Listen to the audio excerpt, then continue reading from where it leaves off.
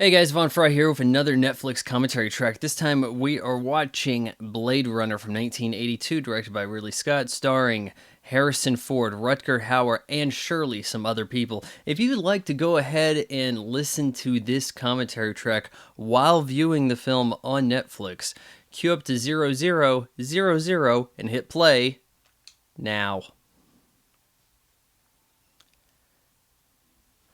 Oh, I forgot to mention to you guys. Part of why I'm doing this is Netflix now has the final cut. They had the director's cut a few years ago, and that was not on the service for very long. Now they have the final cut. I don't know how you'd best describe this slightly altered director's cut. Actually, did they have the? They may have even had the theatrical cut at one point. I think this is a movie that presents a lot of conflict for me. I like it. I just think that each version has its flaws. You have a lackadaisical narration from Harrison Ford. It sounded like he really phoned it in. But at the same time, that theatrical cut needs some more backstory to it. It needs that narration, really, for a few reasons. One, thematically, it fits with this noir concept, this like detective movie type thing they're doing. It fits with that as far as the homage to the film's black and white film noir. But also, there's a lot going on here that you don't have scenes for.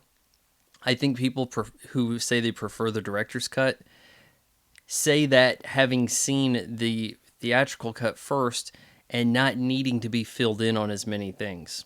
Because if you show someone on their first look the director's cut, I think they're going to have more questions than there are answers presented in the film.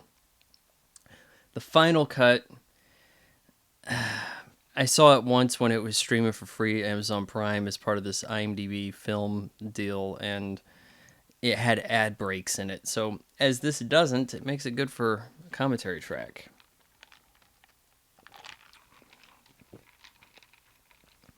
We have the scroll. Always important to have the scroll without anyone reading it. The schlocky movies will have like James Earl Jones voicing as the scroll's going by. Early 21st century cyber corporation, advanced robot evolution, Nexus phase. That's what I'm concerned about here. The Nexus 6. So is there a Nexus 5 and everything in the Nexus looks like a human? Is that the idea? Okay, so you have off-world labor. Essentially, androids are banned from Earth. They're ordered to be killed upon detection, and that's not called execution. It's called retirement. All right, so there's clearly a divide between the way androids are treated, and throughout this film, you get this idea that the androids are themselves these sentient beings that want to live just as the bio machines that are humans have the same desires, but everybody's so cold to them. This movie is kind of like placing into your mind, oh, hey, maybe androids are life also. This is a movie that happens to be the final all optical, no digital sci-fi movie from Hollywood. There may have been other efforts very on the cheap in indie stuff in recent years as people want to pursue that type of goal. But as Hollywood is concerned, no digital effects whatsoever. Douglas Trumbull made all these amazing sets. There's so many different layers to these.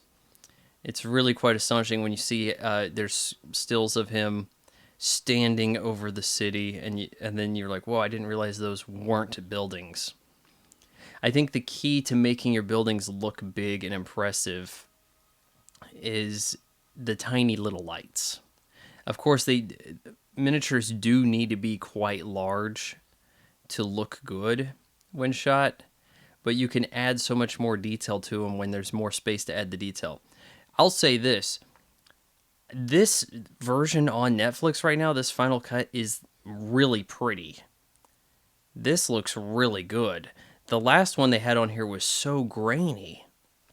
I did a review of that probably a couple of years ago, and it was just grainier than I recall ever seeing this movie on TV, and this looks pristine. So they got a good transfer.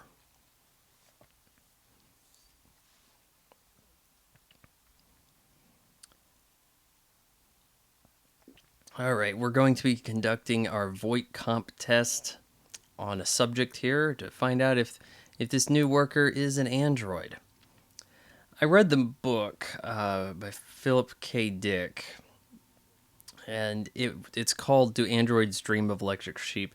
He had a problem with giving attractive marketing titles to things. "Do Androids Dream of Sheep?" "We Can Remember For You Wholesale," things like that.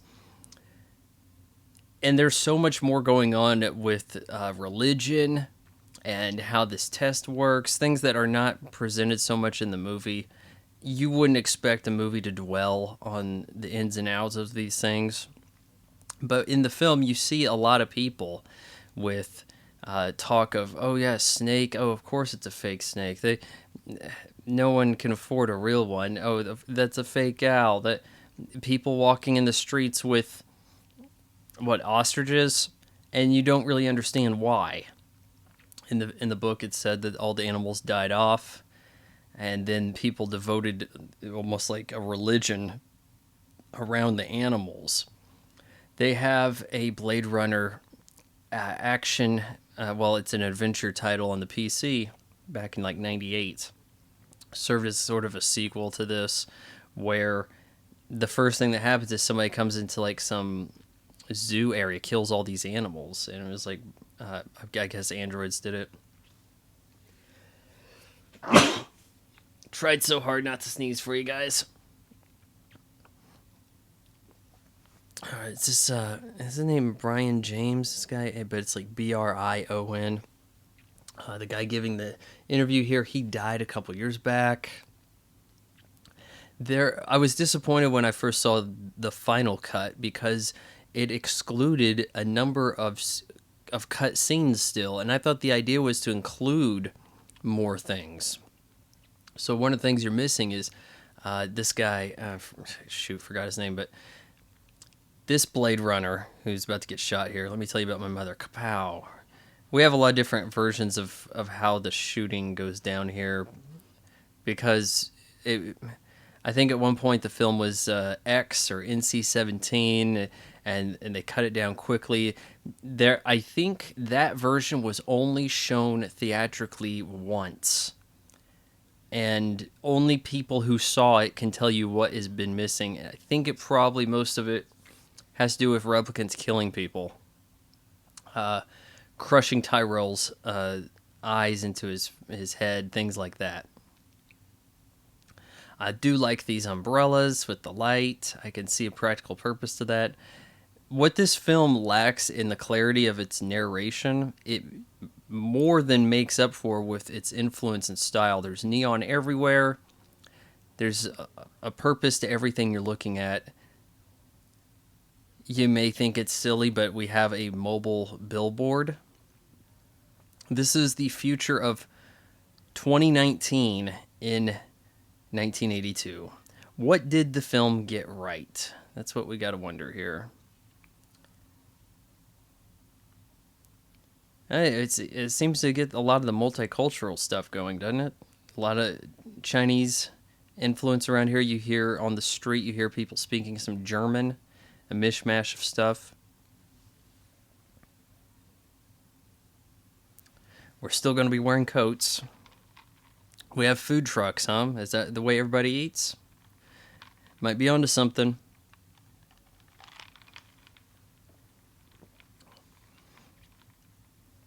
Police, Gaff, Edward James Olmos.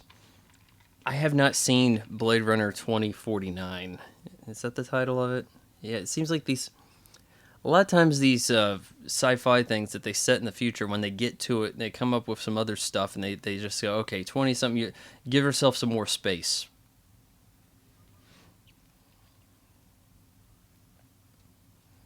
Yeah, I haven't seen that because I've largely watched whatever's streaming at this point. It doesn't feel worth it to to rent or go see a movie because you never know what will end up being streaming soon. You feel cheated when you do. I don't know why more people don't feel this way. All right, we're going to get in our spinner. Never alluded to on in the screen or narration as a spinner. Somehow everybody decided to call it that, as on takeoff it spins. Oh boy, with those instruments, do you really trust your flying car? We don't have flying cars because it just doesn't seem like there's enough money in it, does it? Oh, there'll be demand, but they'll just be too expensive for people to buy. Here you can kind of see the miniature. You get closer to miniatures, you get the tell. I like the Coca-Cola placement.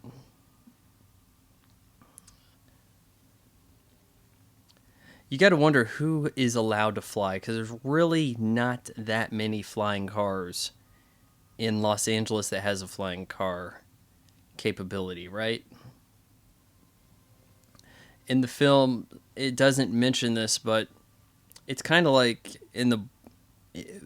as said in the book, the people left on Earth, they just didn't fit in with the colonies.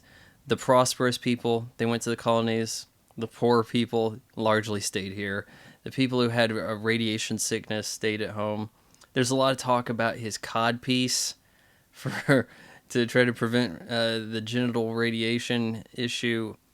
Not said so much here. To get a shot like that, you have to take out the wall of this guy's office so that the camera can drop in. A lot of effort for 3 seconds of good shot. But in Hollywood, you had the money to do that kind of stuff. Now they say, let's just shoot the scene in a green room. You'll see that an odd lamp in, what's his name, Emmett Walsh's desk here. It has this cowboy Indian thing going on this lamp. There's a dead buffalo.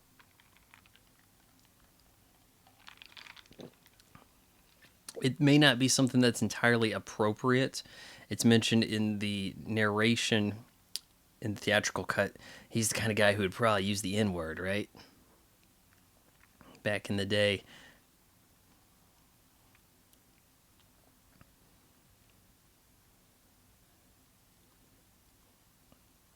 Everyone seems so disheveled, don't they? We got Gaff reaching for some trash. He likes to make figurines out of them, animals, whatever. It doesn't seem to make much of a difference at first, but it gives you the impression that he was at a place, and that's the importance. So at the end of the film, when you see the unicorn he leaves behind, it's like, oh, okay, he made a unicorn. He must know about Rachel. He let her live. I like that conclusion. Not, oh, look, it's a unicorn, but I just had a dream about a unicorn. Therefore, does he know my dreams? Oh, Deckard's a replicant. That doesn't seem to fit in with a lot of what's going on in the movie. I don't like this concept that Deckard's a replicant, but I haven't seen the 2049 film. I think I'm kind of assuming he isn't. I don't think that there's talk of them de-aging Harrison Ford for the movie, so what do I know?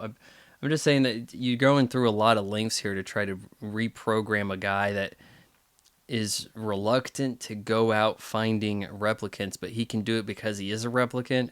But how's he going to fight them hand to hand effectively if he doesn't know he has the strength they do, nor does he display it? So it doesn't, from just the standpoint of trying to accomplish that mission, it doesn't make sense. Ammunition inception date 2017. As these days came by, people started to say, "Oh, look, it's the day that Roy was built, or Pris, or whatever."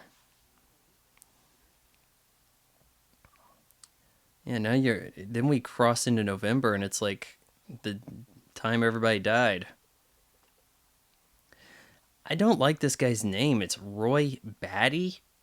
Who has the last name Batty? Is that supposed to be? Oh well, the robots, they went nuts. So yeah, let's name one of them Batty. Yeah, that'll make sense. He went bats. Probably the leader. I like what he says here. Off-world kick murder squad. No one knows what a kick murder squad is. It isn't a thing. Somebody named a band Kick Murder Squad after that line. It sounds cool. I don't know. I don't know what the hell that's supposed to mean, but it sounds sweet. Yeah, we got a basic pleasure model.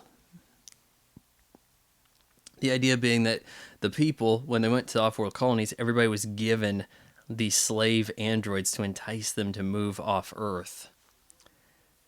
So some people probably wanted a something to help in their factory, load the ammunition, whatever, or combat.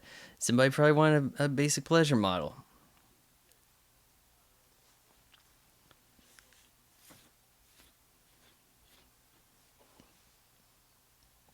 Okay, so he's being told to go to the Tyrell Corporation to test a Nexus 6 so you can help identify these Nexus 6s. So as we got closer and closer to creating androids that seemed too human, we just kept going, huh? Would there not be some federal regulations in this? And even if there were, we need pacts between countries. Because as soon as one country, say the US, falls behind in the AI race, whoever wins the AI race punches that lottery ticket to World War III. And that seems to be the path we're going on. We'll have the common sense to say, hey, we don't need the AIs going Skynet on us. But China, hey, we don't want to lose the AI race. Let's do it. And then it happens. So yeah, we're doomed. Amazing pyramid structure here. It's so cool when you got to look at this behind the scenes stuff about this. You see all these smoke plumes, the fire at the start, all those shot on different plates outside in the daylight. And when you see the way things go down behind the scenes on movies like this, you get more appreciation for it. It's not like a magic trick. With the magic tricks, when you know how it works, you're no longer entertained. I think that when you look at today's movies and you just say, oh, they did it with computer, that's like a magic trick. Oh, you're telling me this is all computer? Now I'm not excited about it. Here is... Christ. I'm going to have to look her name up. I know. Everybody says she went crazy, dressed up as Catwoman. But I'm thinking at the time she was a fairly hot commodity. It kind of makes sense for that to be the case. God, Sean Young. How could I forget? At the height of her powers, looking pretty good here. In the cutscenes during their romantic rendezvous, you get more revealing look at Rachel here, and I'm surprised that didn't make the final cut, to be honest. Yes, this scene looked like trash on the director's cut that was on Netflix. You can see that it's so stark with the lighting. That can be really hard to pull off. This guy here, I think this actor might actually still be alive, shockingly enough. Probably damn close to 100 if that's the case. Am I mistaken, or was he the bad guy in Beethoven? Alright, so we got a little smirk. Okay, we're going to test it on my niece first. He was told to come down here, test Android. Now he's being said, okay, you're going to test this on my niece before anything else. This is kind of done for the audience. I would think that Tyrell would be pretty aware of how this goes down at this point. It's not like it was a newly invented test just for this next stage of robots. I'm under the impression that police have been doing this for a while.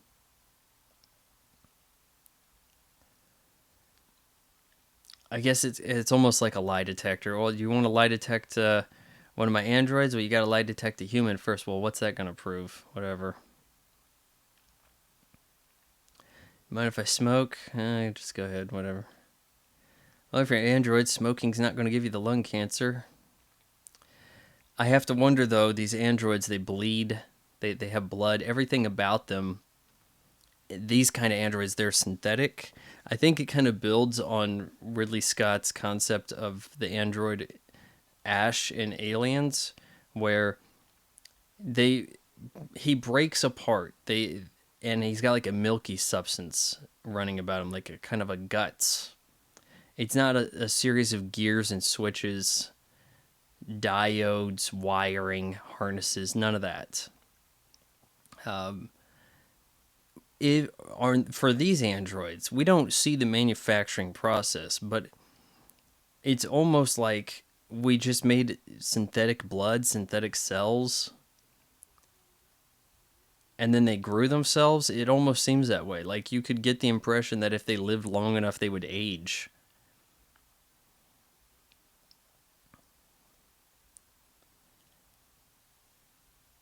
If that's the case, then why would their brain work differently as far as the lack of empathy that this test is supposed to show us? Oh, well, you're not concerned about the turtle that gets flipped over. You're not. It's because you don't care about others. How long did it take the police to figure out that that was the way to spot them? And by the time you figure that out, you're probably in a room full of cops that are androids.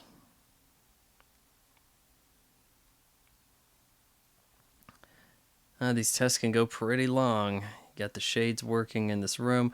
Of course, no one can really turn lights on in this movie. I don't think, for the practical purposes, that. Uh, so there's like a major lack of ceiling lights, anything with a light switch. Someone might have a lamp. Okay, we're gonna conduct this almost in the dark. We're gonna watch the dossier files in the dark. You're gonna walk into the police office, which is basically Central Station train depot, no lights, all this sort of stuff. It looks cool. I just think in an actual world, people would have lights on.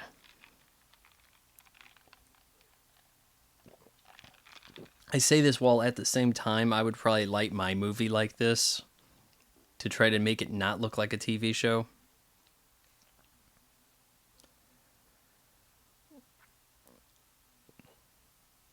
We gift them the past. We give them, create a cushion, emotions. We control them better. Memories.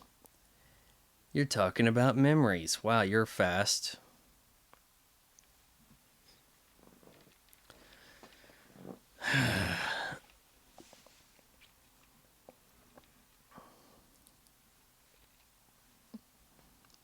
All right, we are back in the spinner. We had shots of the hotel where the replicants were staying. Well, more of it. Uh, okay, I'm trying to get Leon right. There's a cut scene in which Leon appears and is sees the cops at the hotel. Yukon. I used to live in a Yukon, Oklahoma, guys. Home of Garth Brooks. We had to listen to Garth Brooks music ad nauseum. Yeah, this hotel room here. As the police are going about their business, Leon comes by, goes, kind of walks around a bit. I see the cops are here. I'm just going to walk out. Not a scene worth shooting, honestly, and it seems weird to have people butting in on a crime scene, especially as we seem to have investigators there. What, somebody's just going to walk by and no one's going to notice? All right, I'm making another figurine. You have to do things 3 times in movies. So it just doesn't seem like a coincidence.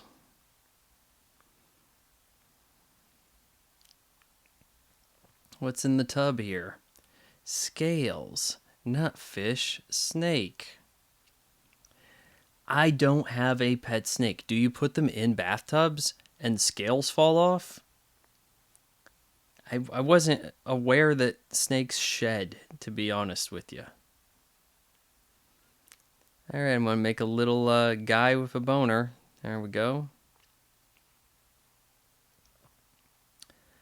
The shot lingers on that, so you know that there's going to be something to come of it later. That we need to know that this guy's thing is making critters, little figurines out of trash.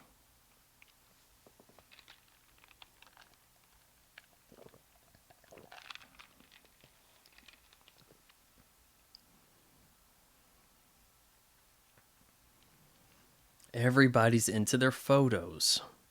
We don't print off our photos anymore. We store them on our phone, but boy, do we like to have our pictures of stuff.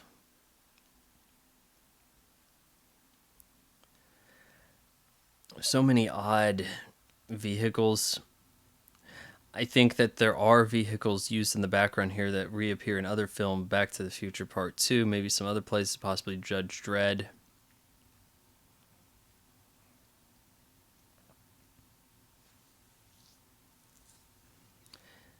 Roy there, he's making this fist, Rutger Hauer, and I think that we're supposed to be thinking, oh, his joints are tightening up. He's getting close to his end date.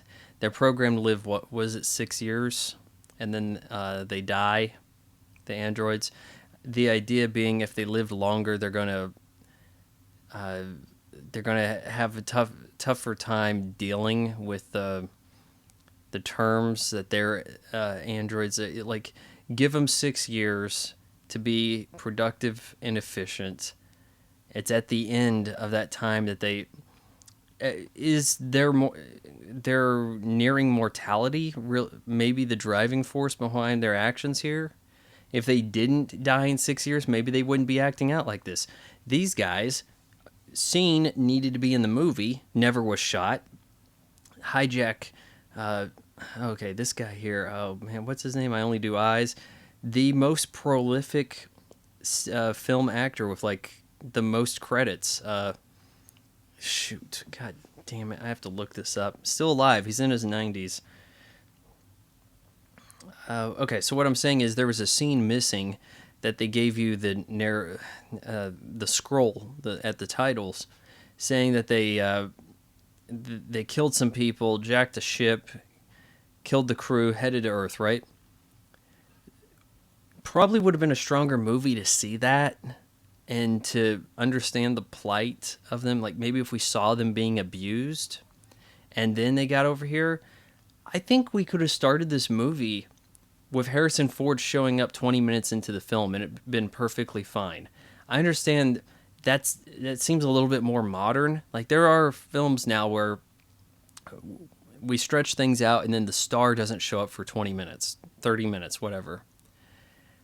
An hour is too much, but it can happen. Maybe Harrison Ford's just such a big deal at this time. He's in Star Wars. He's Indiana Jones. What's he doing next? This thing? Blade Runner? Okay. Oh, so he knows he's an android because that would have brought a great deal of pain. The point I'm getting at here is I think that if we saw them being abused, saw their escape, and then the cops come in, like we'd be more sympathetic towards them. Instead, we're presented with androids who shoot the police, you probably kill this guy, crush skulls, whatever. They're not sympathetic. Yeah, but what do I know? I'm just some guy who lives in Kansas, records commentary tracks to Netflix movies because I can't get anybody to watch my original content.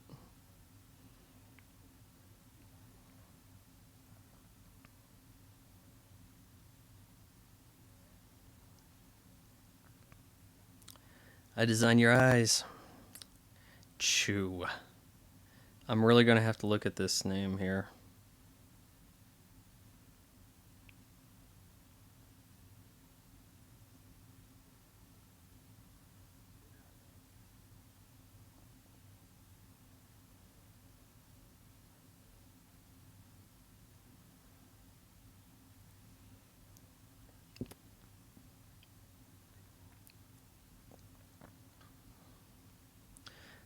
All right, so we wondered if you, the guy who does eyes, can change something with our accelerated decrepitude. We need more life. You got some information. You can do something. Well, I can't do it myself, but why? You need to meet this Tyrell guy. There's a guy, Sebastian. You can go see. He can get you. He can get you to Tyrell. Yeah, that'll do it.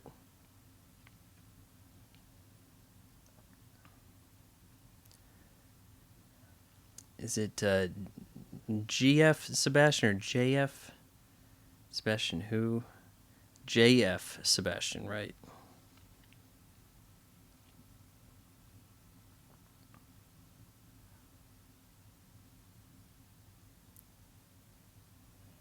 See, these guys are not cold. How you know this scene has got to be pretty rough. You see all this breath. Should androids have breath? Oh, well, it makes them more lifelike. So yeah, sure, we're gonna have a mechanism in there. Maybe you could say that. But it's like I'm saying, if they're synthetic humans instead of this mechanical android cyborg type concept we're thinking, maybe they have all the stuff we have. It's just not of nature. The tunnel they just went through, we had a chase later in that, in the Terminator. Uh, Black Moon Rising has a car going there, also with Linda Hamilton. Sometimes I feel like people have scenes in their movies in that tunnel just to because it looks cool.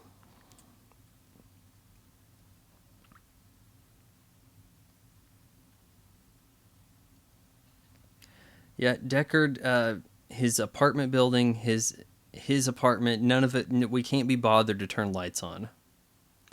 You're not going to notice somebody sitting in the corner. What makes this guy such a good cop is the only thing he able to do is identify replicants, and even then he's kind of half-ass about it. You'll see this pattern on the wall. No one really has walls that are entirely of a pattern, is then you can't hang anything. There's no ability for decoration. What do we have in the future? We have key cards, baby. I'd almost take a key card over the easily duplicated uh, locks we have today. I don't understand why we're not more secure with that.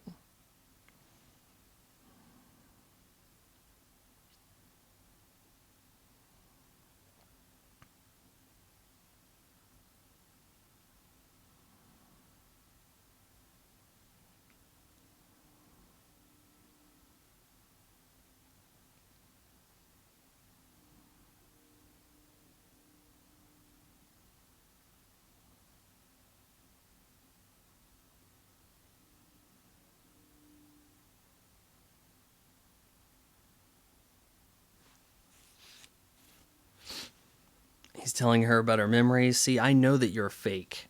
I've heard this story before. Yeah. Now go make me a sandwich. Got me my scotch. Yeah. It's a tough job. I was not really on the job, but I don't know what I was doing if I wasn't working here. They say they need the Blade Runner, but okay. Tells the story of a spider. The big egg hatched. The 100 little baby spiders came out and ate the mama, and it was tragic.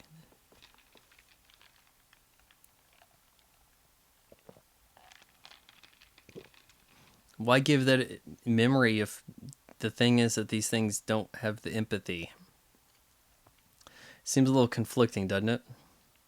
Rachel has this 1940s style about her. The hair, the makeup, the outfits, but we're in the future.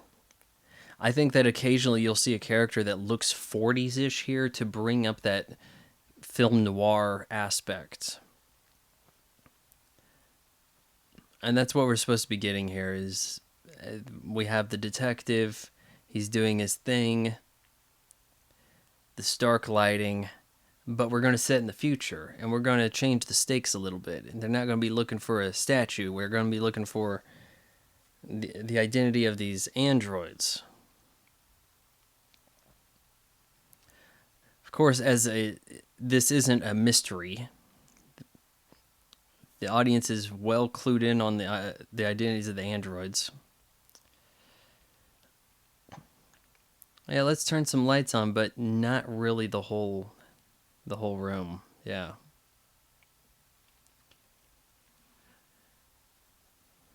I've got to wonder though, if you did turn lights on, would his apartment look really rank?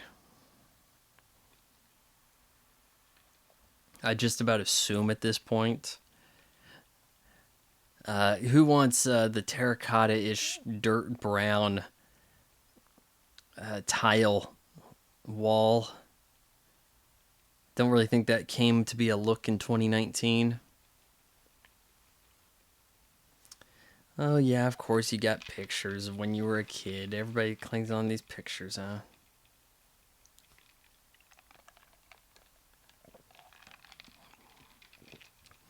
There is an odd thing, and I'm trying to remember if it's in the final cut here. Oh, there it goes. Yep. For a couple of frames there, that photo becomes it becomes film. There's movement there.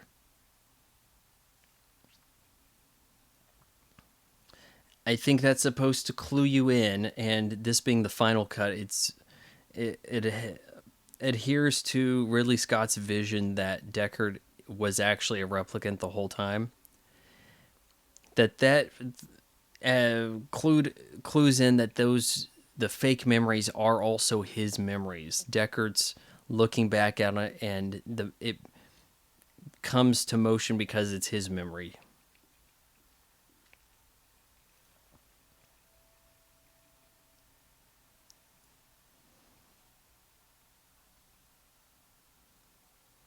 All right, we're now introduced to Pris, the pleasure model.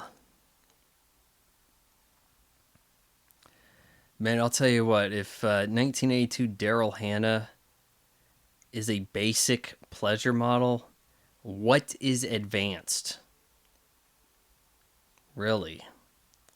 Daryl Hannah, also nearing the height of her powers, I would say Splash. You'll still occasionally run across girls, young women named Madison. And Madison, the name of her mermaid character, well, the name she takes in Splash, that was not a name prior to that movie. That movie made it into a name. There were not girls named Madison. After that movie, tons of them. What's it say over there? $1 million?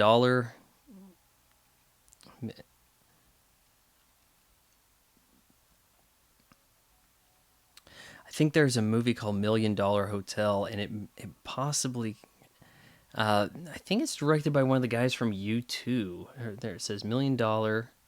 I think it's supposed to, in some way, the title gets some weird reference out of that in the background here, and it has Mel Gibson, and I think it was available for streaming, and I meant to watch it, and I'm lazy, and somehow managed to screw that up. And I think it may have some kind of inspiration to this movie, too, if it's sort of like a neo-noir aspect.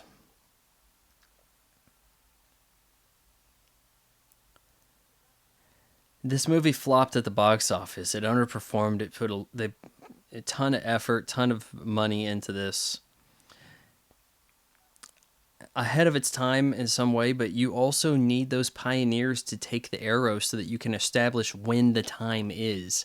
Somebody has to be ahead of its time, right? Man, I'll tell you, there isn't anybody in this movie who doesn't have a totally bitchin' costume. I don't even know what you call this guy's helmet. It looks like something you'd find out of an anime or a video game, but I'm kind of digging it. Helmet hat deal, right? Is that is that possibly the hard hat of the future? The future of 2019?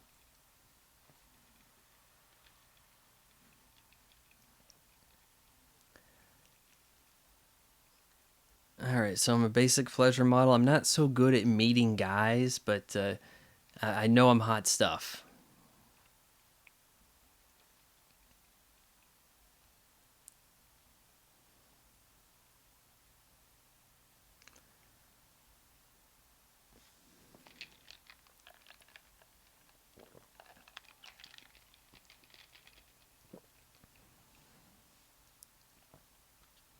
Gosh, we get so many shots of this blimp.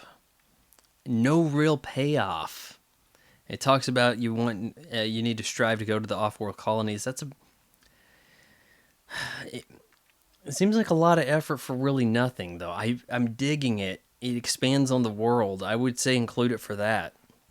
But a lot of people need an highly efficient movie.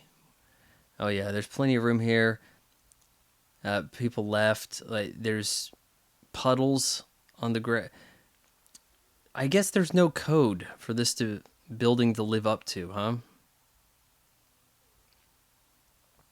There is a difference between this and the other versions where Harrison Ford, during his fight with Roy, comes into a room which has a dead body or a dead android. I'm assuming it's a dead body since there's supposedly no androids on Earth aside from the squad, the Kick Murder Squad from Offworld that we're following, tracking down here, right? There's a dead body in a bathtub. Not in the other versions. Yeah, there's no androids allowed on Earth, but this guy can make toys, which are dwarves.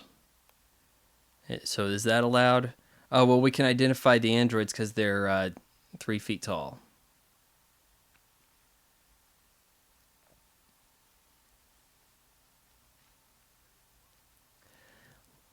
Look at that immense high ceiling. If this was a hotel room, or can you imagine you're poor in Los Angeles and you can live here for free. Everybody's moved out or dead or something, and you can just kind of hole up over in this immense space in Los Angeles. What, like practically no charge? That's not quite the 2019 we got, is it? Oh, we get a look at Deckard's gun there. A lot of confusion on how to replicate that. A lot of people have differing ideas of what that model looks like. And here's the Unicorn Dream. Let's use some shots from Legend. I don't like the idea of really changing a film after it's done theatrically. It makes it very hard to determine in conversation if we like the movie or not. So people who talk about it and then they mention things from the director's cut and whatever. Did it take that long to fix the movie? And what? So the version people saw in 1982, that doesn't count? If you're judging a movie on IMDb, in which way are you rating it? I think we need to adhere to the theatrical version of stuff. Because films are a collaboration. For better or worse, somebody got kneecapped somewhere, whatever. Still, doesn't change the fact that that is what was presented, and that is what needs to be judged. There are times now where the director's cut of a film is not what you think it's going to be. Case in point, and I was going to bring this up in another video, I'll explain it here. If you guys hear this point brought up, I want you to comment below in the video comments on YouTube that, yeah, I heard what you said about Chris Pratt. So here's the case. There's a cheapo straight-to-DVD at the time video called Deep in the Valley. Stars Chris Pratt. These two guys go into this porn world. They get sucked into the porn world, right? And all the girls over there are playing up some kind of porno stereotype. The thing about it is that they seem to have made some adjustments to the movie to protect Chris Pratt's legacy as everyday man, Galaxy, all the different stuff he's in, Jurassic World. They're protecting his legacy. They edit out all the boobs in that movie and then call that the director's cut. And it's available for streaming. So it's a somewhat raunchy, soft-core-ish sex comedy with none of the sex in the director's cut. I know a girl that was in that, and I'm like, hey, have you seen that movie lately? Because your boobs are no longer in it. And she's like, really? I didn't know. I don't understand how this thing works. You're analyzing the photograph, but you seem to move around in a 3D space.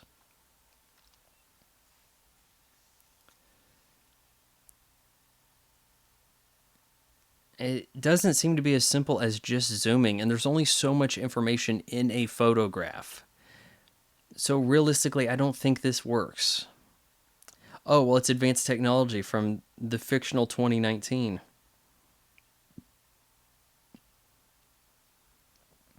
Yeah, how can you move elements in the photograph? Like, look at that. That's not how photos work. That's like the kid stays in the picture effect where you take multiple layers and you shift them about. There aren't layers printed in a photograph that can be slid around. Oh, I got a picture of you. Yeah, we can now take pictures in a room, and it takes a three-dimensional photo from the space in which the picture was taken, and you can shift around, and you can look at the guy taking the picture if you want. Why don't we just do that?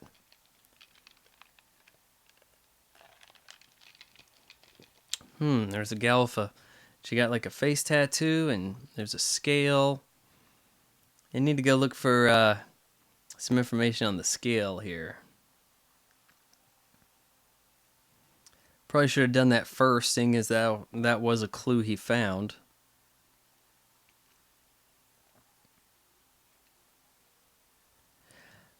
Credit to Vangelis, I believe, with the music in this film. Strong throughout.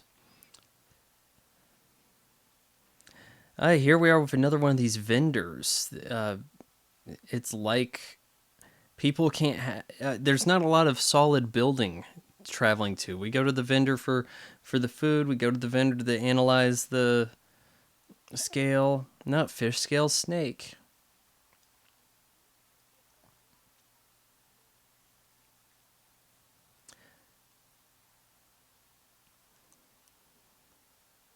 Oh, there's the serial number.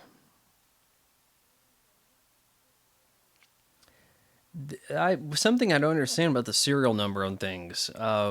We have the ability to make diamonds that are the man-made diamonds. From my understanding of it, are just as authentic as the found in the ground diamonds. But what gives them away is the serial number, and then they're cheaper for that. Pro tip: don't add a serial number. Now you got real diamond. Who's to say other?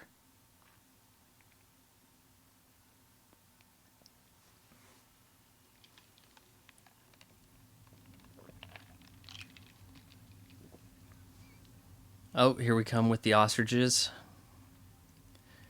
You're supposed to be like, WTF? What's that about? There's a pony. But as I had mentioned, that people are really prize those animals, so much so that to feel complete, they will have fake animals on hand. There's also a thing about the religion brought up in the book where you have to do like a daily prayer type thing, and it's almost in a video game like form where you hold two joysticks that like shock you. They send electricity, and it's supposed to give you the feeling of the religion. I think that's somewhat based on Scientology. I think there's a thing like that in Scientology. I don't know. Ask Tom Cruise.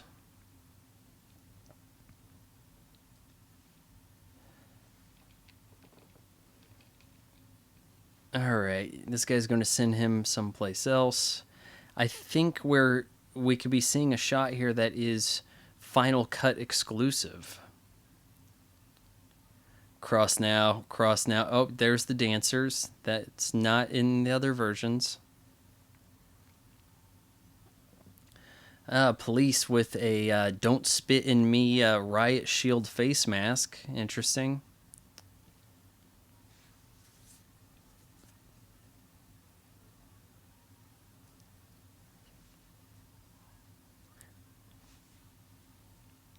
What? How would you call the get up here? It's sort of a cabaret flapper girl nightclub scene attire. They got the black veils over their eyes. Not a bad look. I mean, I could kind of dig it if girls wanted to dress up like this today. I mean, we live in a time where for decades now, really, girls have eschewed dresses for just jeans.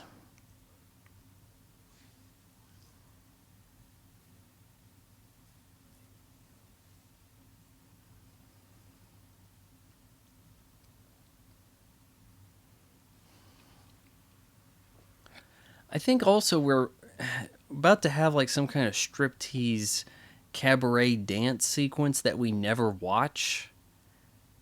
Was that just never filmed? Because I'm thinking Final Cut, that would be a kind of thing that we would include.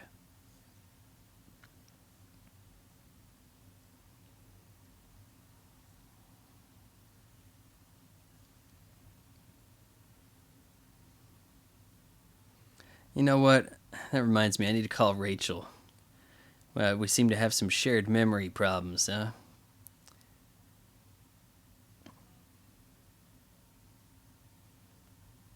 I ran away from home. Well, don't worry. I don't think the cops are going to be looking for you because you're not a criminal.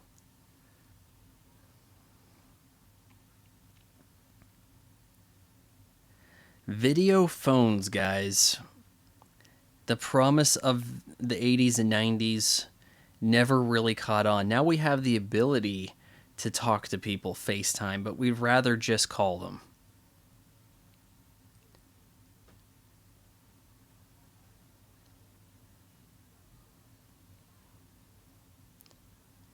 I remember there was a place called the Kirkpatrick Center slash Omniplex downtown Oklahoma City, and it had a video phone set up, and then like a couple of rooms away, you could talk to somebody with the video phone. It was supposed to be like mind blowing. This is the kind of thing that's coming, guys.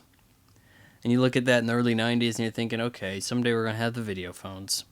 But who really wants to sit down at the video phone when we have the phone on us, right?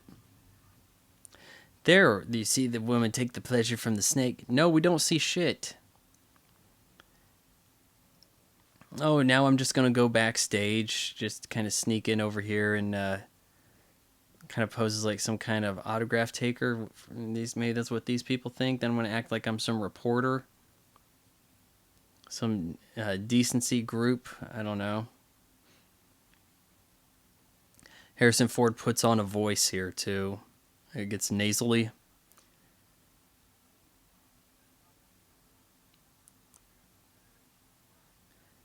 American Federation of Variety Artists. Somebody name your production company that, please.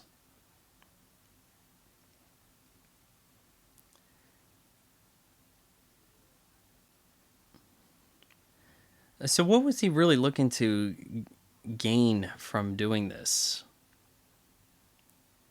Just waiting for her to attack him so that he could see her superhuman android strength?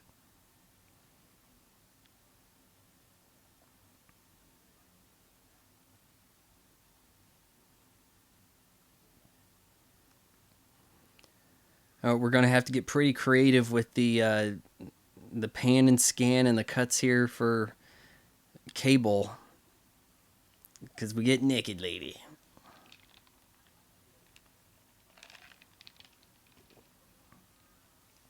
What was her name? Joanna Cassidy. There's stuff she shows up in. Uh, she was in Stay Hungry, which had Arnold Schwarzenegger, Jeff Bridges.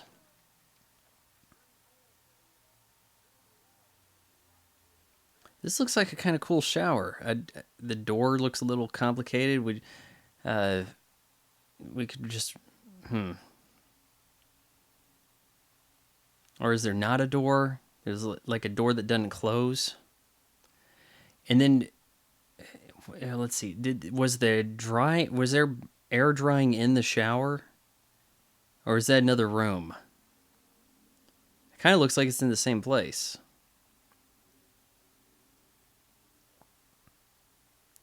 Yeah, go ahead and examine that snake, buddy. Got the face tattoo, got the boobs out.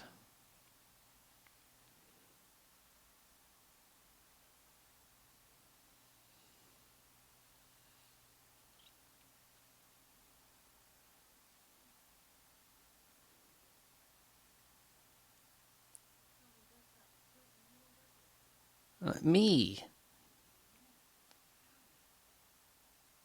Dry me. Yeah, I wonder why she's attacking him.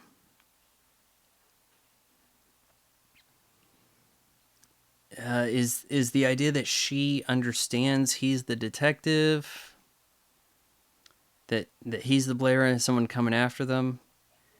She doesn't want any information from him. Is, oh well, I'm just tired of this perv here. Like, what is it? Oh, Cortana, don't do stuff to me now.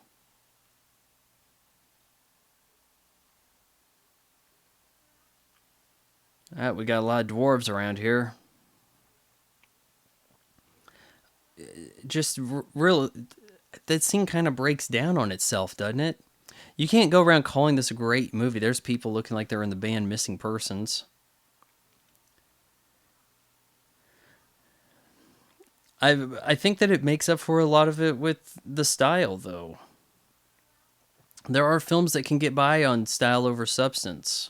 There is substance. There's big ideas. It's just the way the story's told. There's issues that can't be ignored. Cymbals banging. We have these religious practitioners here.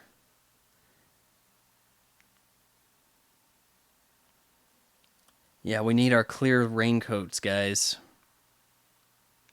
It's is it obvious enough that the rain here is not the H2O solid all the way around, bit of an acid rain type thing, pollutants. This is the result of your smog. Looks like a modified old-timey football helmet there. Cross now, cross now, cross now. Yep, that will never get annoying.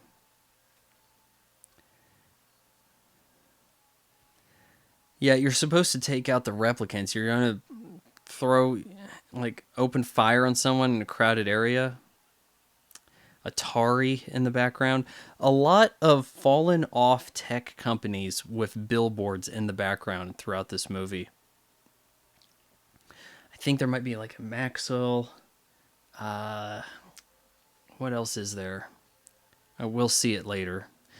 Yeah, there's Atari that's quite prominent. Somebody wants to make an Atari hotel. At this point, Atari is a company that functions just on its name. Oh, hey, people remember this. We can do something with it. It's not a real company in the sense that they make something. It's just a licensed out name. It's a shame. There's bubbles and glass in there breaking through. Shot. Yeah, I like the music here. Okay, you're shooting at something and it's bleeding. Are you supposed to think, oh, maybe it was a human? The tragic demise here. Do we feel sorry for her? We haven't been giving a scenario where Miss Kick Murder Squad is a sympathetic character. So this tragic death thing seems a little unearned. Mucho glass be running through here. They make glass for crashing through in movies out of a sugar. You kind of bust it up and not cut you. I think it can be pretty expensive.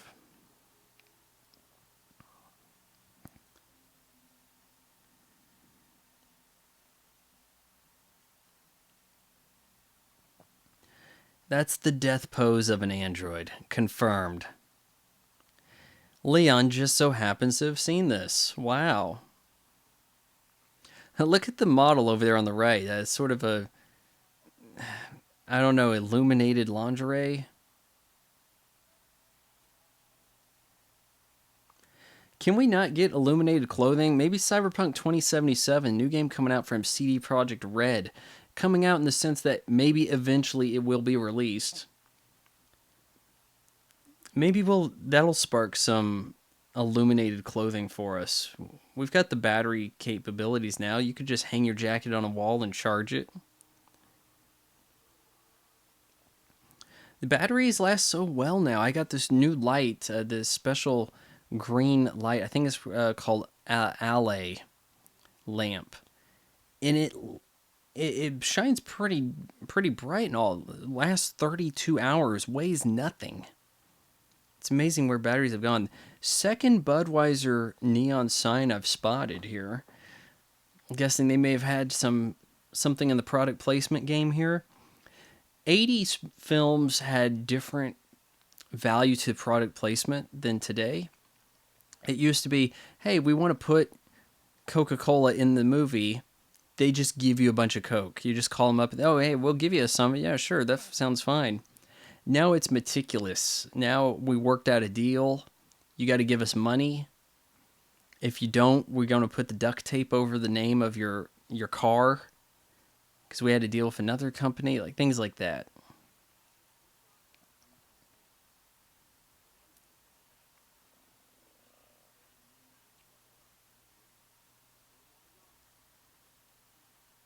Four more. What, three? There's three to go.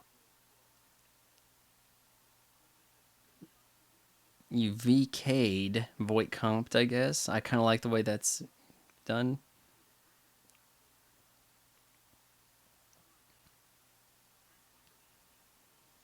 I'm going to make you hunt down Rachel now, too. Oh, you're not getting feelings for an android, are you? Police 995? Oh, wow, fancy scissor doors.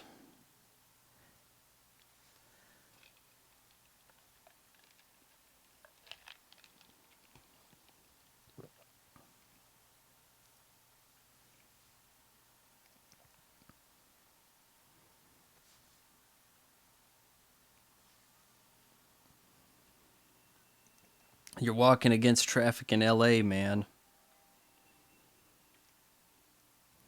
You see so many Asians in the background. Just the extras are all Asians or dwarves. Oh, you really want to let me know that you're the android already? Huh? I may have a gun on me. 4 years, not 6. Sorry, my bad.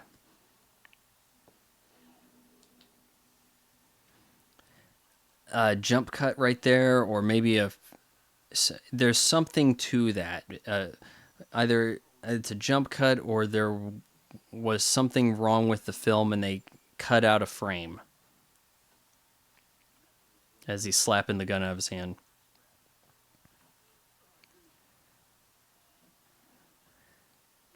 Oh, Leon really roughs him up. Deckard, smack. I got the Ric Flair chops to the face. We're going for the eye gouge. Gets shot in the head. That is a hell of a shot from a lady who we must assume has not fired a gun before.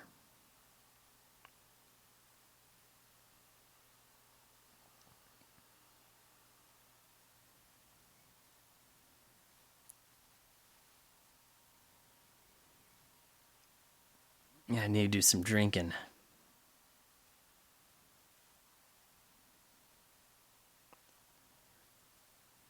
There's RCA sign right out your window, dude. Does RCA function anymore? Do they make anything?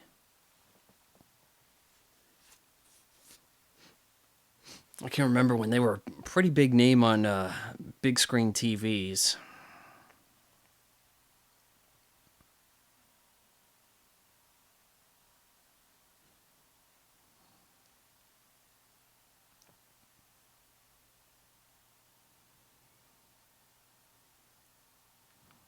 All right, come on, you two want to put the moves on each other, you know.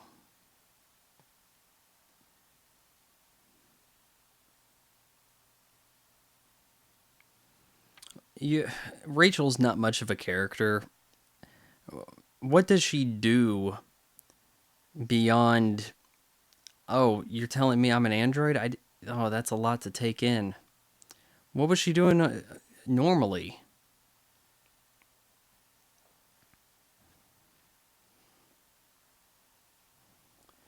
I've got one area in my apartment here where I can turn on an overhead lamp to kind of show off my muscles for the ladies.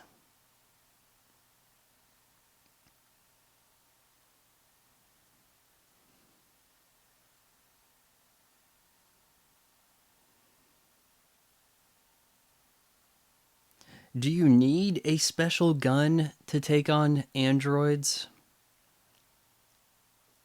I do think that the Desert Eagle AE-50 hadn't been invented yet. But so what caliber do you think his gun is? It's got quite the end on it, doesn't it? Put a hell of a hole into Leon's head. Didn't seem to blow his head away. It made a big impact. Give it that. And what if you do go north, lady?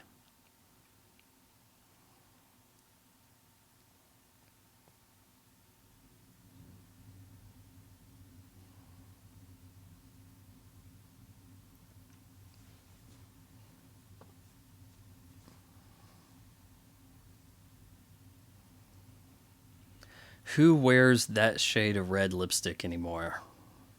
Kinda miss it. Harrison Ford's got a little bit of bicep going for him here, huh?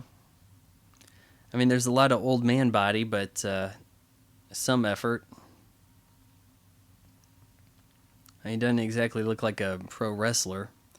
The odd eye lighting here, you can see both of them get this weird shine in their eye.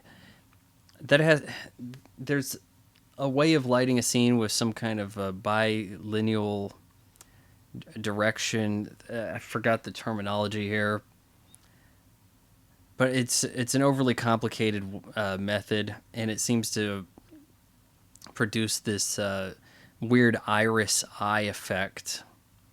It's not something anybody bothers with doing anymore, but you could see that the owl over at Tyrell Corporation had a weird like white iris about it.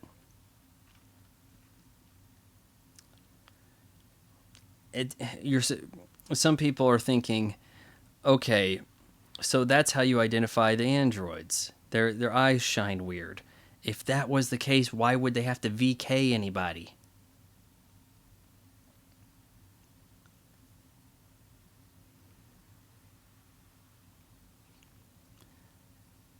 Handheld camera. You can see enhances the hesitation in Rachel here.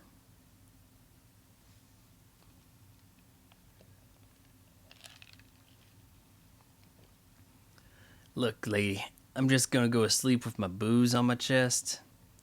Yes, I have a piano. I don't know why. It's there in case any broads show up and start playing piano for me. Pianos were something. There used to be so many houses with pianos. I think it's possible that in the 80s that was still the case, where a very large number of American households owned a piano, because the idea was, all right, we want little Johnny to be playing outside. He can play basketball. We'll have the basketball hoop. The kid owns a football. If we have a girl, there's probably a piano in the house because we want the girl to do something too, and she can't play sports for shite. So we're going to have the piano and she can learn. And you want to be a singer, songwriter? Well, you need a piano. Then it became the point where companies were not making pianos, but moving pianos out of people's houses, and was the business. There are businesses that exclusively move pianos.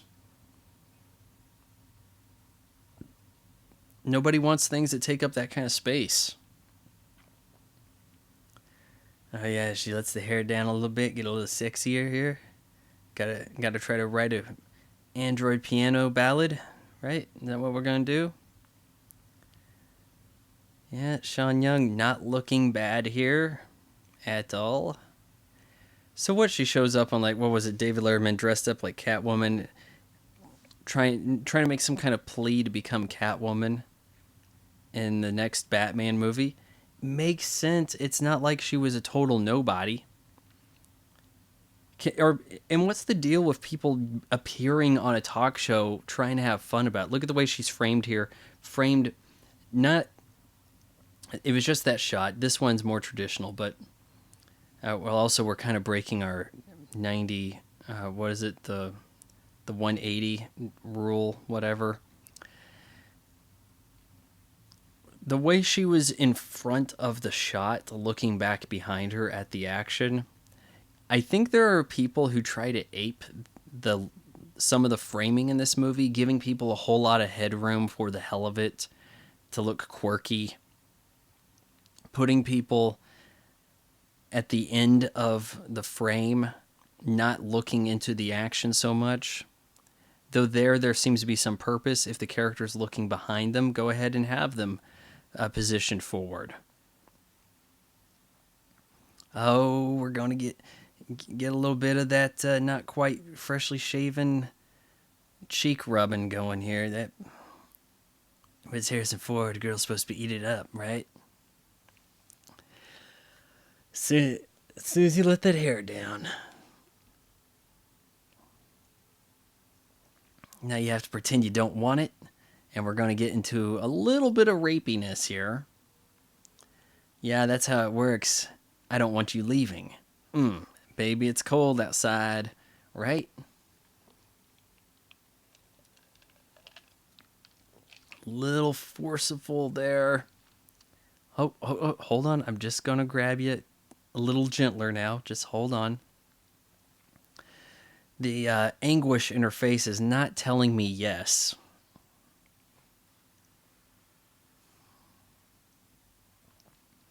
Don't worry, I can fix it with a slow, passionate kiss here, yeah. She still doesn't really look into it. Now, you kiss me. Hold the gun to her head while you say it. Say, kiss me. We gotta make a throwback scene here to the 40s where the guy roughs up the woman. That way she knows her place.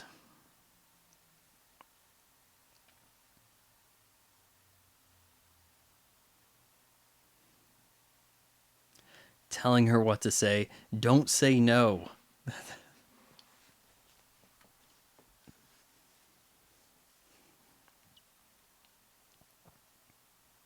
Now she gets the idea.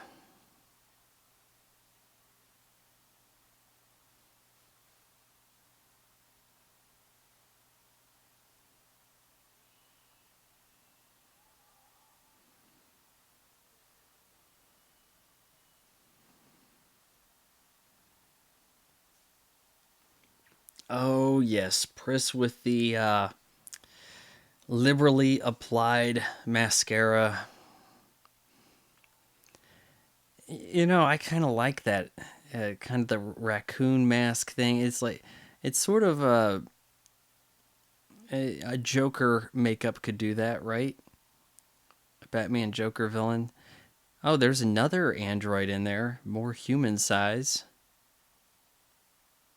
On the right, hadn't really noticed that so much before, but she kind of blends in with the scene later on, realizing there's kind of creature like stuff there. You see that toy is breathing.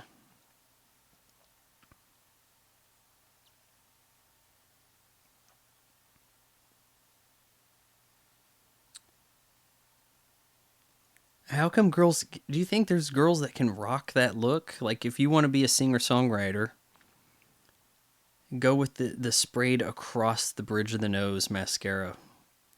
Oh, there's the eyes glowing. That's got to be the tell, right? I don't know why they went to the trouble of implementing an effect to do that. I mean, there's a lot that happens in this movie because it looks cool, I suppose.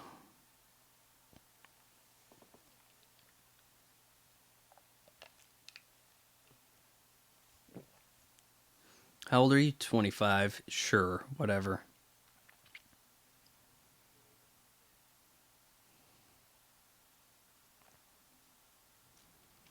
Though, if that's, I'm 35 and I look 18. I could look 18 or 50 depending on how I feel like I want to do.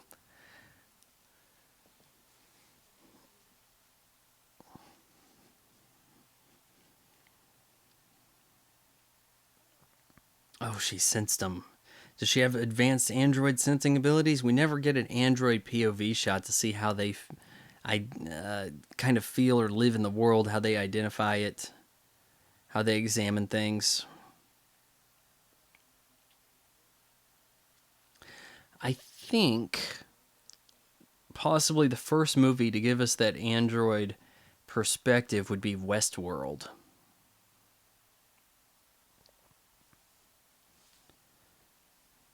I know Future World is streaming, but I haven't seen Westworld in at least well over 20 years, and I want to see that before and review it before engaging in Future World. But Westworld doesn't seem to be streaming anywhere. Maybe it's on HBO as they do have the show, so that maybe they have some rights thing. Yeah, you're told that they don't have the empathy for the creatures and stuff, but you know,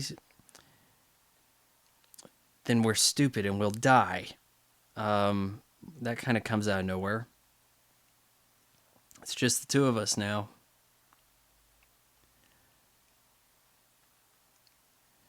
The thing is, he's really shook up by the death. They both seem to react to it. But you're telling me they don't have empathy? What?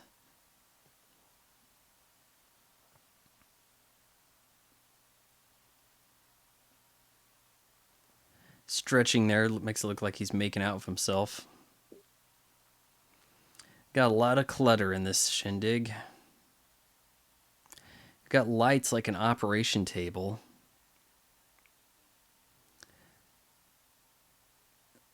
You got like a backlit chess table, which okay, yeah, if you have some frosted pieces here in the for the tiles, you could identify the white and black tiles, I guess. Does anyone have that chessboard?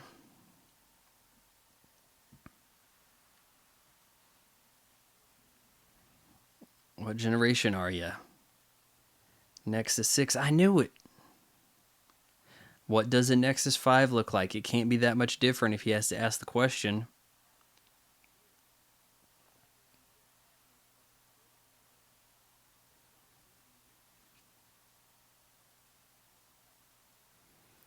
Like what? What does he say? We're physical. Yeah, we're no computers, Sebastian. We're physical. All right.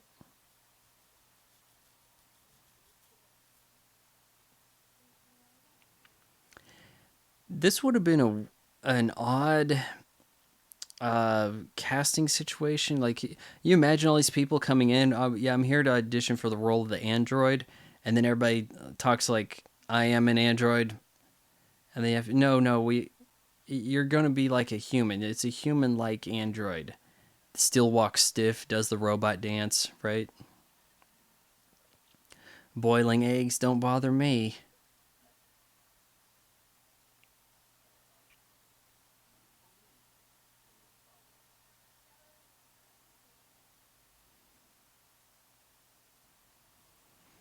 You know, you're aging fast. Well, we're dying. We need your help.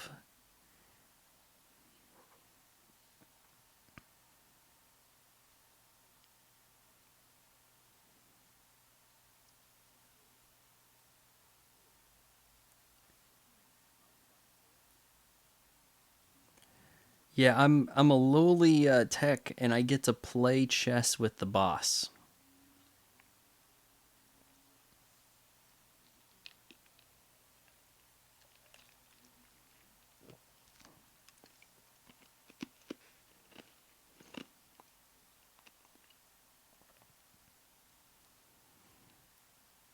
Not a lot of lens flare in this movie. We saw a little bit right there for a sec, but nowadays they seem to have a hard time understanding good ways to light. Movies don't look this good.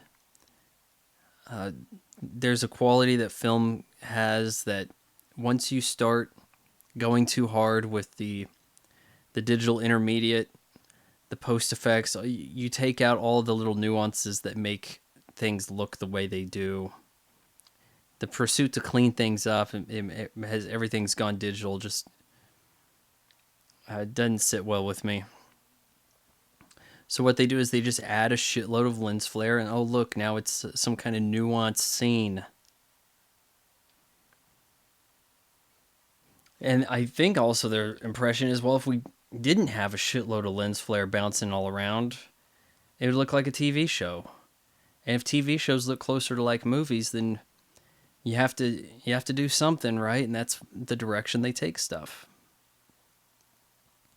Can't get enough shots of that building.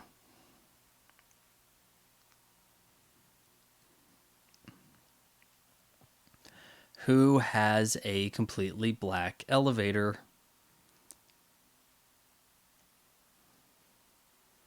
It's not like we're walking into a dark room.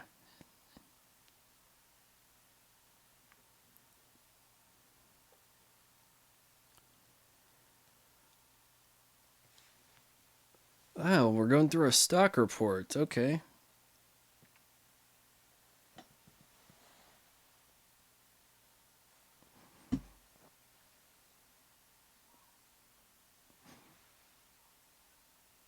Really, you're better off just finishing your chess game instead of playing it out over the course of however long. Is this the precursor to Words with Friends?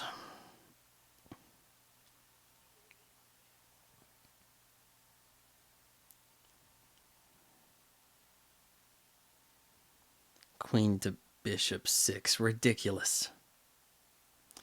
I've got my own different chessboard here with more traditional looking characters. You have woodland creatures.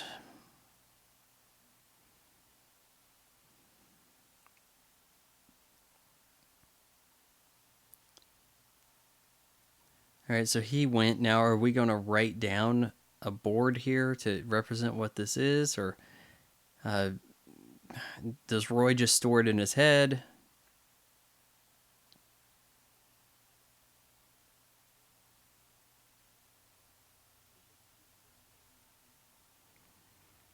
Well, if it was that close, then how come he couldn't have done this himself?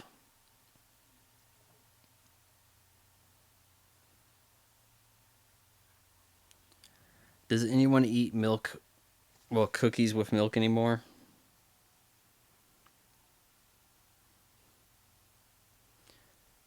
Man, that looks so legit, doesn't it? Yeah, there's the eye thing. Seems like we really dwell on that, don't we? Ah, a friend, huh? Alright, well, I'm a little old for a three-way with two guys, but we'll see. I was going to bed, but I wanted a shitload of candles in my room. Lit.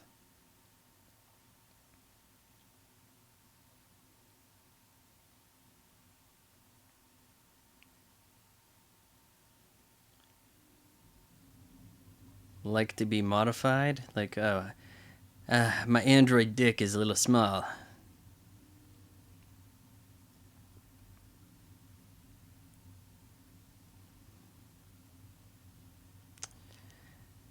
What seems to be... Oh, I think you built in this automatic death thing in 4 years. Kind of want that adjusted.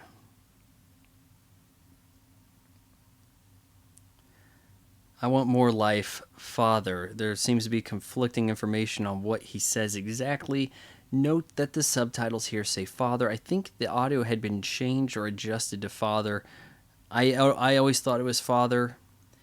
But as I've said, there seems to be a lot of differing opinion on that.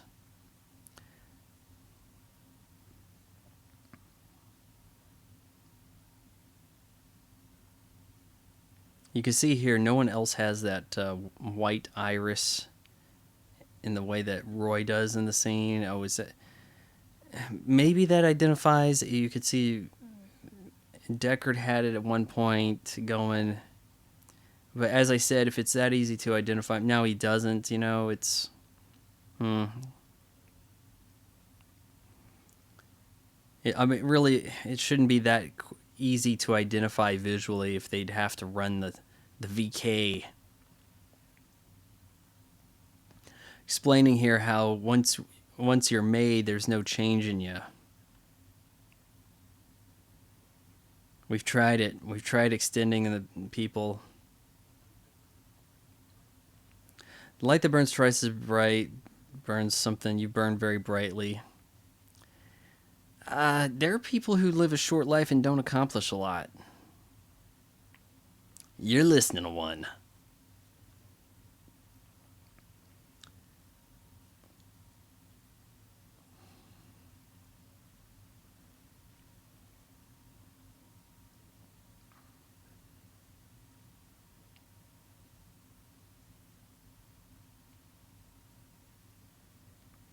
Nothing the god of biomechanics wouldn't let you in heaven for.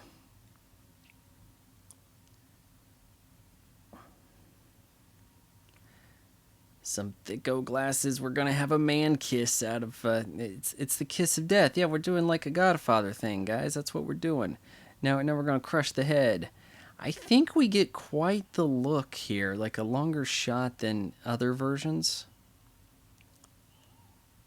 Yeah, I think it cuts away before the bleeding in other versions of this movie. Definitely don't have that in the theatrical. Oh, he even lets the thumbs up. Sebastian, come here. I want to tell you something.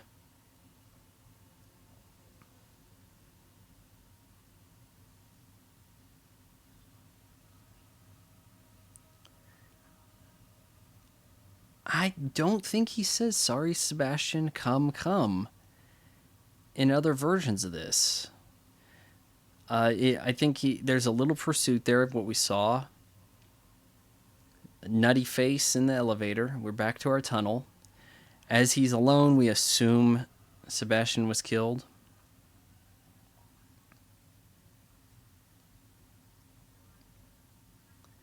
Sweet tunnel, I'll give him that. I do think you're not supposed to have your headlights on in the tunnel.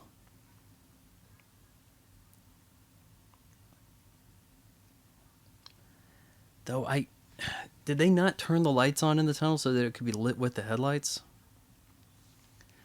Here we got some of our street toughs speaking that kind of broken German. Bradbury Apartments, like Ray Bradbury, yeah. We're dropping them little Easter eggs in there so that the nerds can be pleased.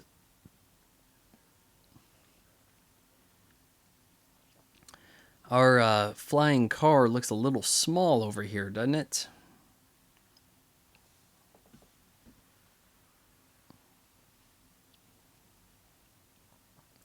Alright, you're cleared. Have a better one. Never heard anybody say that before.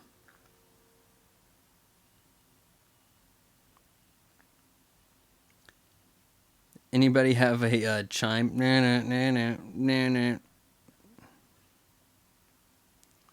Yeah, can you get some Blade Runner ringtones? Video didn't seem to work out so well for that one.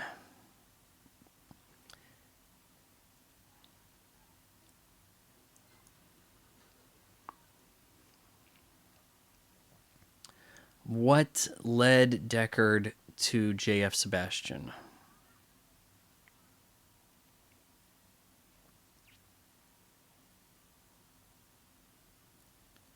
Oh, that's with the most flying cars you see right in the background there. There's like a row of them.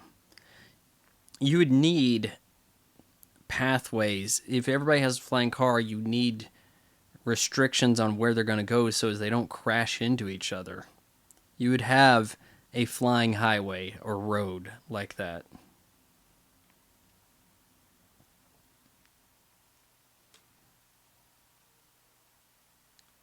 $1 million. I'm assuming that's a theater. I can't read what those titles are. Pris is going to pose as a robot here.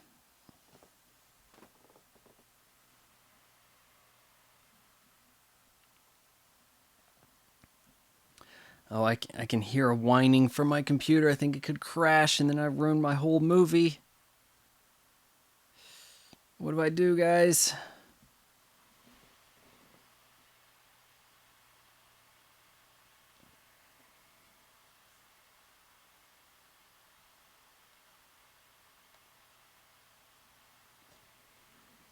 That's one thing about Audacity. It does crash on occasion.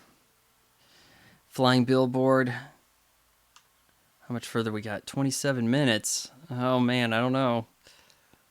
Hold on. Yeah, building with almost no lighting. We never see any other occupants.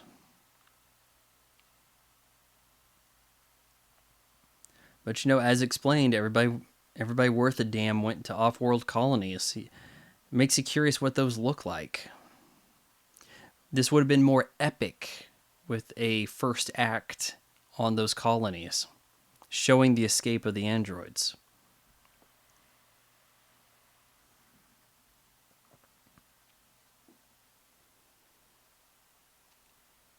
Okay, Daryl, we want you to kind of act like a bird for a minute. Just kind of move your head around. Real jerky.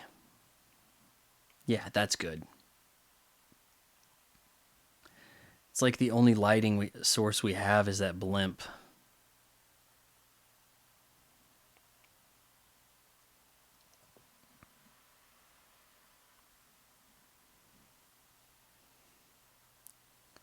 Clattering, it says in the subtitles.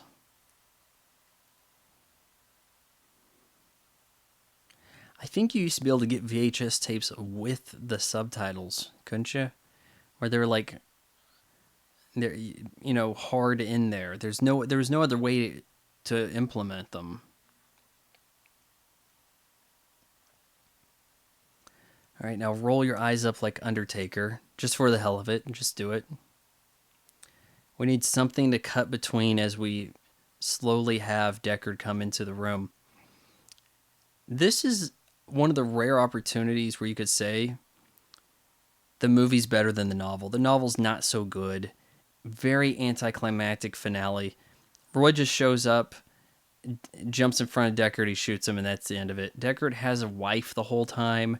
There's talk of a turtle. He sees like a turtle in the road and has to think about it or something because the turtle was on its back. Like I think of something like what they said in the VK test earlier.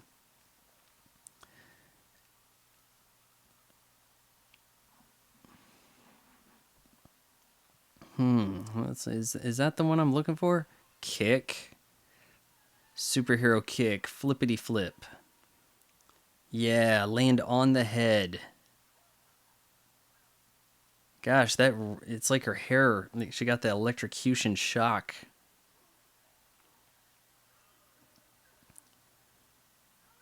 Man, how well can he turn his head around? Head twist the whole body. Fingers up the nose. Ow. It's fingers in the eyes, fingers in the nose, fingers wherever they goes. All right, now I want to get a running start here.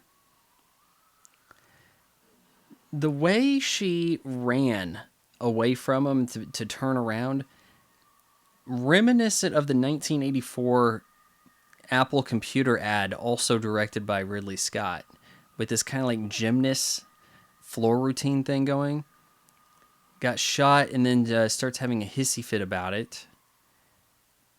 Shot again, dead. Not the usual reaction to one being shot, possibly the way an android would behave for a non-kill wound, right?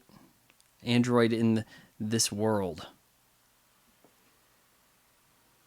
Oh, but now the elevator has come.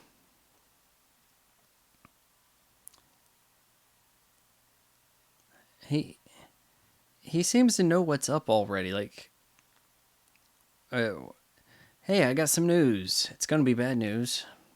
We're not gonna get our treatment. Also, I killed the only guy who could possibly have helped us.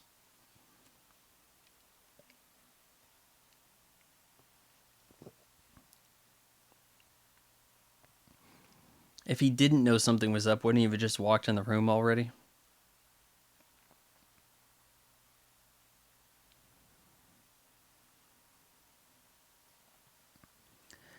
I think we get more or lingering shots of dead Pris in the final cut.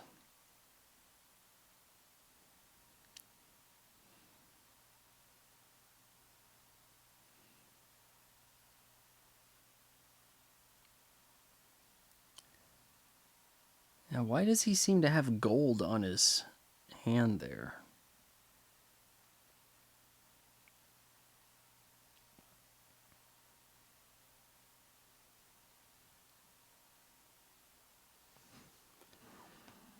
Roll away. Nice.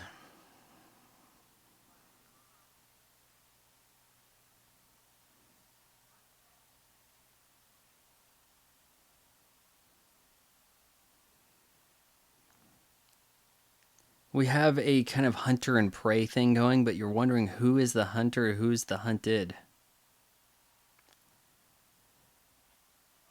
It kind of already feels like the tables have been turned on Deckard.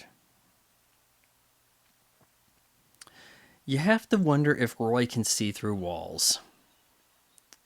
Maybe that's something the combat model has, right?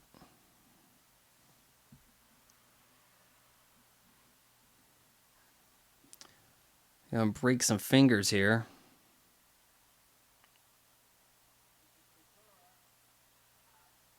Ugh. I like Harrison Ford in pain. So pleasurable. Oh, come on. You couldn't have broken the trigger finger?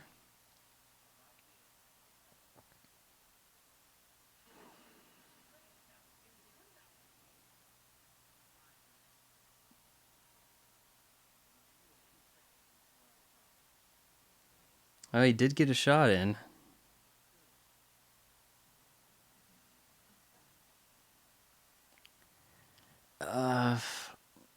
Deckard's plan, is it escape?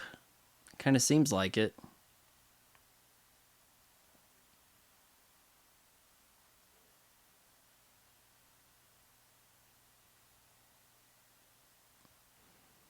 Yeah, I'm pretty sure she's gone, Roy. I think you got her.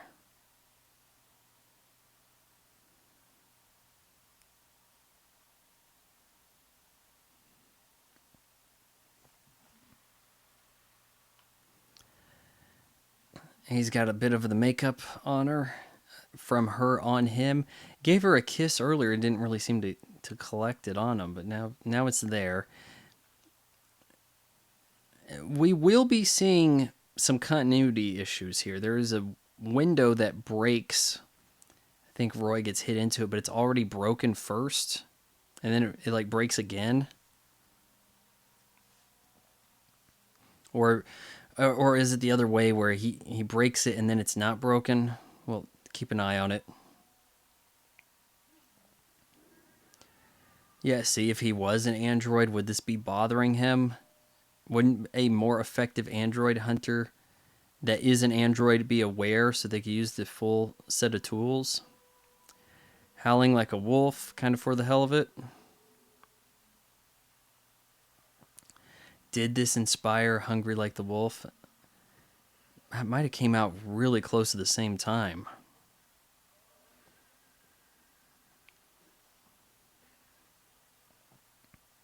So sealed up. Yeah, I'll climb up there. That's a desperate move. All right, now we want to get into our biker shorts.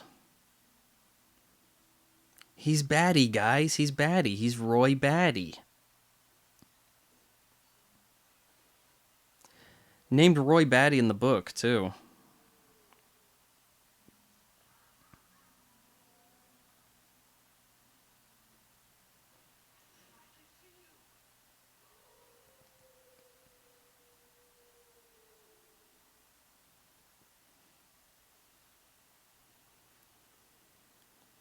Man, look at the flooding in this place.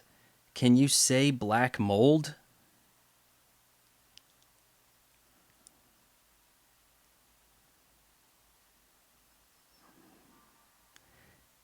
All right, so you can easily crawl through, create a hole in that. Do you want to stand on it? Oh, he's breaking down. Now, here's the bathtub thing I was talking about. Okay, see, this window's broken already that he's leaning into right there.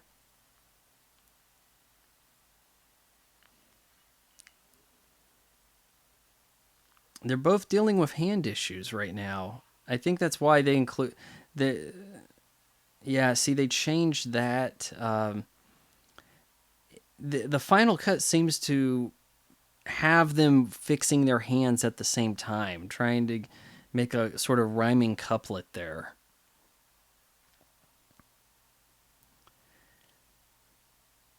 I think that we saw in other versions the spike going in, but not out the other side of his hand.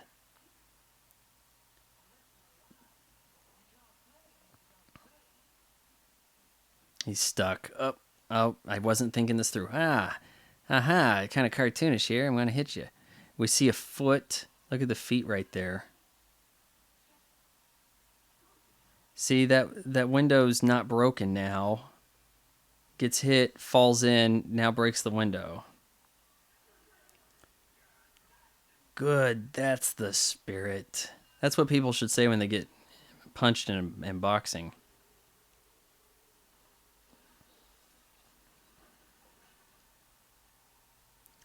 Or wait, maybe the body in the tub thing wasn't shown in the final cut, but it was an additional footage video I watched on YouTube.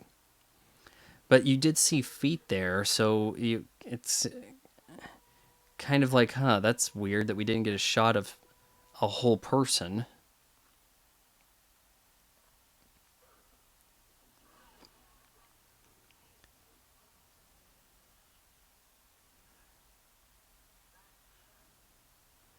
That hurt, you don't say. You can feel the pain, huh? Didn't seem to bother you putting hands in boiling water. In high definition, you notice the tattoos more. The Zoria facial tattoo, kind of hard to see otherwise, especially the way things are lit. You can see these like kind of random stars things on Roy. One would think that so he's been attack ships on fire, Coast of Orion, things like this. He's been fighting among the stars. Are those the kind of things people would get tattooed on you if you were, say, in Space Force? If that's where the battles are going down and that's how you remember these encounters, future soldiers could end up with more celestial tattoos than something more Earth-based, animals and the such. Come on, Harrison Ford. You can climb.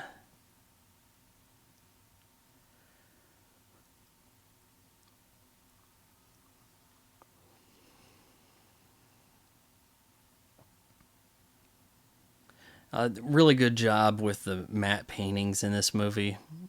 They would have to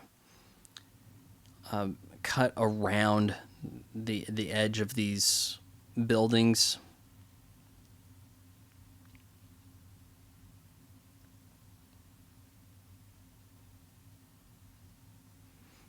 And where you could expand the scene. Yeah, stuff just looks really sweet.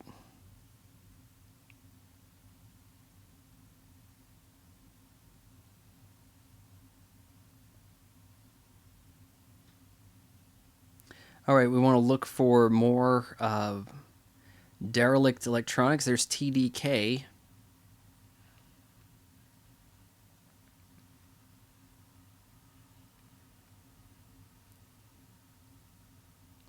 Leap.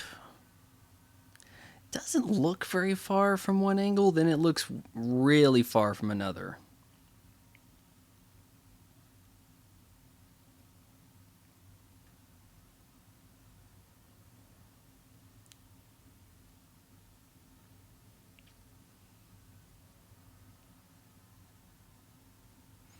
And all of a sudden, he has managed to grab a dove.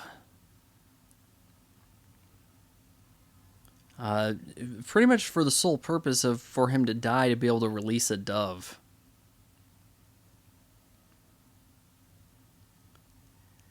All right, you know what? I'm gonna go over there. I'm gonna jump across. I'll save him. Sure.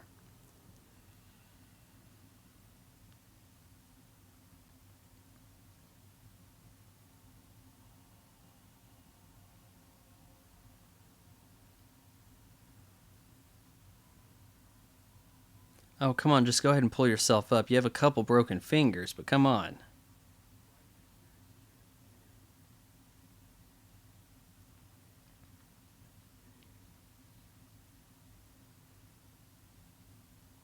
You know, he kind of just barely does this in time, really. Because he's dead like a minute later. That would be some mighty fast reaction time right there, because he was falling.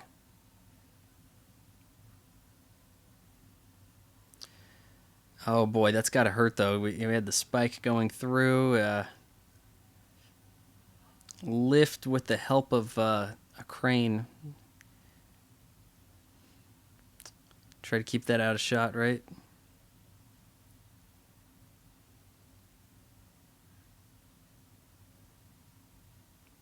I'm not gonna kill you. I wanted to show you my bike shorts.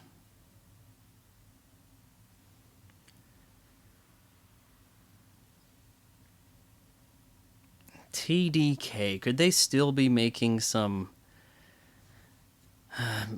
maybe tapes that you can't find in Walmart anymore, but possibly Radio Shack or online CDs? I think it's now tough to find CDs to burn in a Walmart. Attack ships on fire on the shoulder of Orion. I watched sea beams glitter in the dark near Tannhauser Gate. I believe Tannhauser Gate is a location in the film Soldier with Kurt Russell, trying to, not that it's an homage to this more than tries to take place in the same world. Tears in the Rain. Supposedly ad-libbed, impromptu, uh, done by Rutger Hauer himself. Just came up with his own lines right here, and it actually worked out. Usually you'd hear of such a thing happening more in a comedy. Oh, well, we just kind of let it flow. Lets the dove go, and in this version, the sky is still dark. I think the theatrical, the sky that the dove goes up, it's daytime, which I'm totally okay with. In some ways, it's kind of like, why would it still be raining? But I can kind of see a transition of the day happening.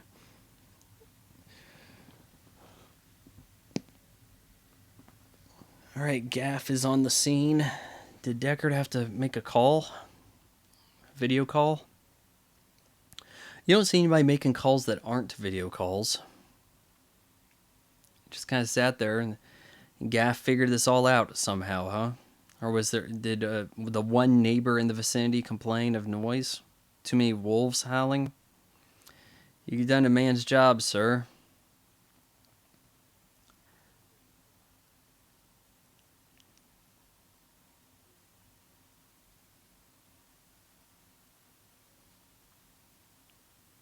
Why toss him the gun?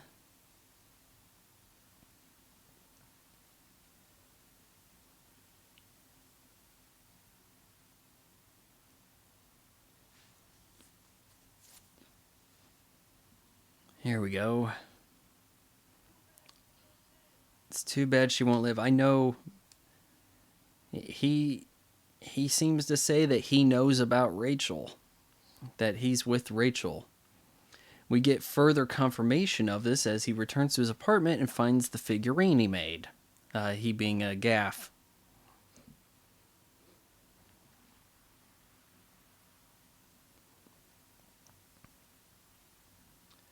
Wait, what happened here? Why is the door open, huh?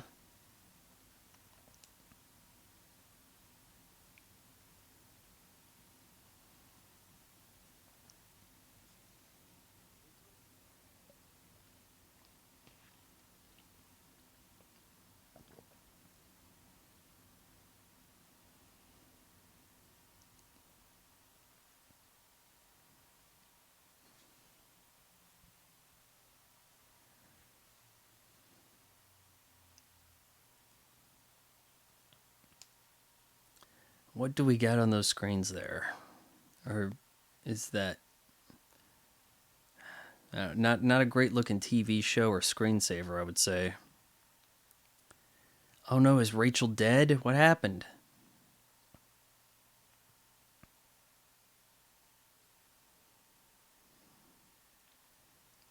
Maybe that's how androids sleep. Do androids need a sleep? I guess they have to sleep if they can dream of electric sheep, right?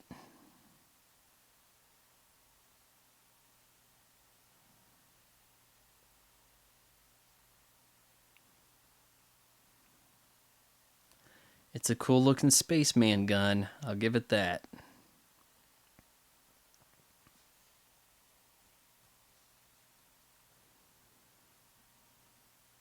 I gotta listen. Is she still alive? Please, please don't be dead. Yeah, okay, she's moving. That's fine. Kind of thought maybe Gaff got to you or something.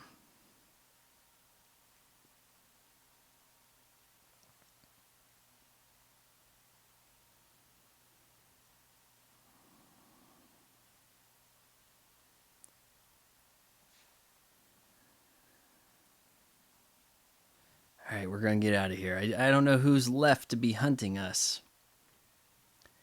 Maybe Gaff gave us a head start. I need to change my jacket, I'll tell you that much.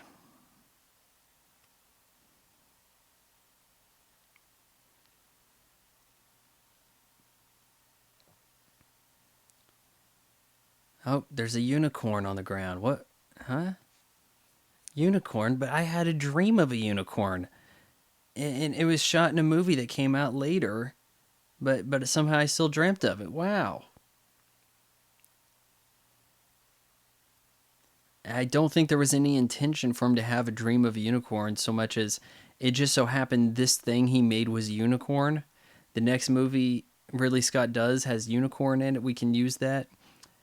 Yeah, we had the little voice. Too bad she won't live, but then again, who does? Yeah.